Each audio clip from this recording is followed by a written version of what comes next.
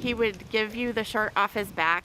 In a December interview, Jennifer Faith told me her husband was her best friend. Amazingly caring, very kind. But detectives believe she played a role in his death. I'm not supposed to be widowed at 48.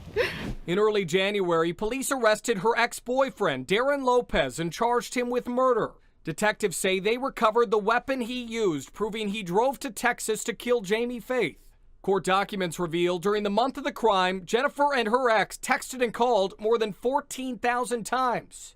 But Jennifer told me she had no idea who killed Jamie. I just hope that at some point, maybe this person can recognize the gravity of what they've done and feel some sort of guilt enough to come forward. After the murder, police shared an image of the suspect's truck with a distinct T in the back window. Somebody has got to know whose truck this is. But just one day after our interview, court documents show Jennifer texted her ex saying, "I woke up in a little bit of a panic. Something is eating away at me, telling me you need to take the sticker out of the back window of the truck." She texted him again the next day, writing, "I really think you need to get that sticker off ASAP." At the time, detectives had already flown over Lopez's property in Tennessee and found a truck they were looking for with a distinct T in the back.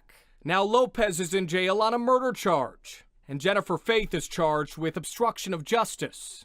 In Dallas, I'm Alex Rosier.